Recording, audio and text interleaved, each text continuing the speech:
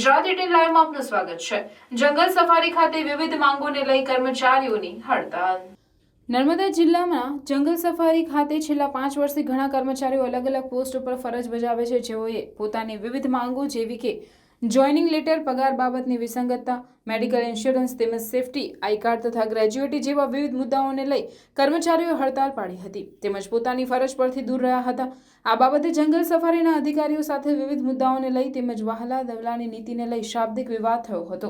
આ હડતાલને લઈ કર્મચારીઓ પોતાની પ્રતિક્રિયાઓ રજૂ કરી હતી તથા આ હડતાલને લઈ જંગલ સફારીના અધિકારીને બનેલ બનાવ બાબતે પૂછતા તેઓએ મીડિયા સમક્ષ કંઈ પણ જણાવવાનો ઇનકાર કર્યો હતો। હવે માંગ બીજું કશું નહીં। અમારે જંગલ સફારીમાં અમે નોકરી કરીએ। મારું નામ તળવી ગોપાલભાઈ સનાભાઈ, ગામ નાસરી। અમે છેલ્લા 4 થી 5 વર્ષથી નોકરી કરીએ। 10 કે 12 કલાક નોકરી કરીએ, 8 કલાકના પગારમાં જ। કભી ના કભી અમારા હાથમાં 10 થી 12 કલાક પગાર હાથમાં આવશે, એ કંઈ નોકરી કરતા હતા। હવે આજે પગાર લેવાનો ટાઈમ આવ્યો ત્યારે આ કંપનીવાળાએ બહારના માણસો લાવીને મેળ લીધા। એમને 12 કલાક નોકરી કરવા કે અમને 8 કલાક કહે છે। હતો એનો એ પગારમાં નહીં પગાર વધારો થયો કે નહીં ઓવર ટાઈમ આપ્યો આજ સુધી।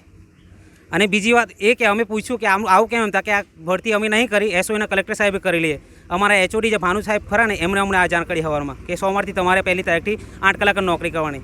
અમે પાછલા 5 વર્ષથી નોકરી કરીએ 10-12 કલાક, એનું હું તો પછી બેનિફિટ અમારું કંઈ નહીં ને હજી પાછા હતા એના એ રાખે અમને આ લોકો, આ કંપનીવાળા। બસ આ જ માંગે, બીજી કંઈ નહીં। એના બહારના માણસો લાવવાની જરૂર નહીં। એના પ્રોજેક્ટો ઊભા કરવામાં આવેલા સરકારે એવું કીને કે એના લોકલ માણસોને રોજગાર મળશે।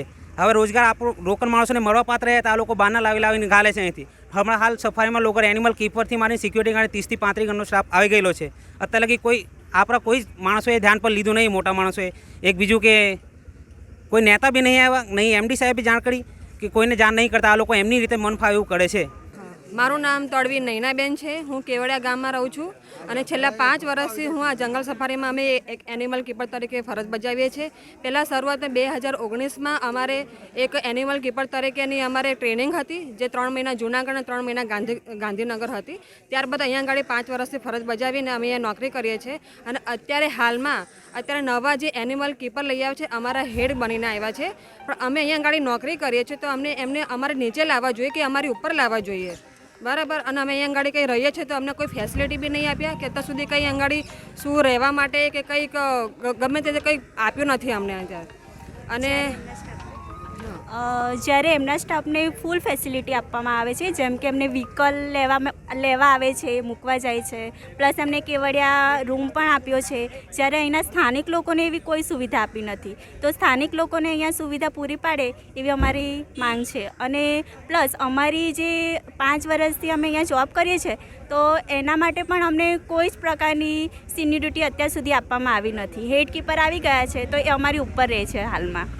તો એમણે અમારા પાસેથી શીખવું જોઈએ, એના જગ્યાએ અમારા હેડ બનીને અમને માનસિક ટોર્ચરિંગ કરે છે।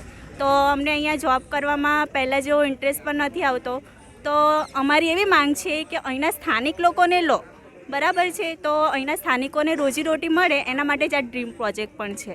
તો અમારી માંગ એટલી જ છે કે અહીંના સ્થાનિક લોકોને મોકો આપો કે જેથી એમની રોજીરોટી સંપૂર્ણપણે સચવાઈ રહે।